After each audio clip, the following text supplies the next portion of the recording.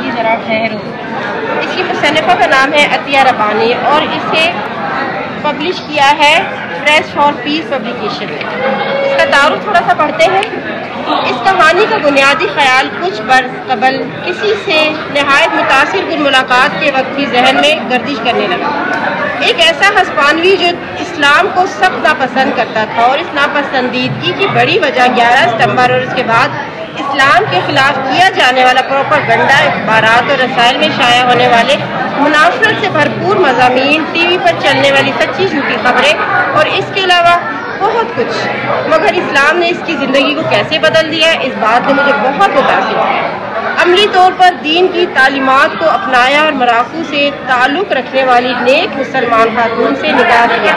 اس نے اسلام کو پڑھنا شروع کیا، بالکل ایسے ہی جیسے اس بہت سے غیر مسلموں کی قرآن پاک پڑھنے کی وجہ یہ تھی وہ دنیا کو دکھا سکیں کہ اسلام میں کیا کیا خرابیاں ہیں اور یہ مذہب کتنا غلط اور جھوٹا ہے۔ مگر دین کو پڑھتے پڑھتے نتیجہ یہ نکلا کہ بہت سے لوگ اسلام کی طرف راغب ہوئے۔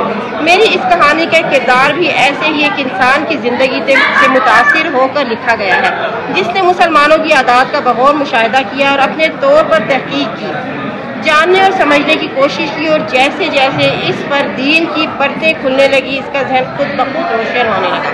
بہت خوب، بہت زبردست تعارف ہے اس کتاب کو، اس ناول کو لازمی پڑھنا چاہیے کہ کیسے ایک انسان دین سے متاثر ہو کے مسلمان ہوا، اس نے اسلام قبول کیا۔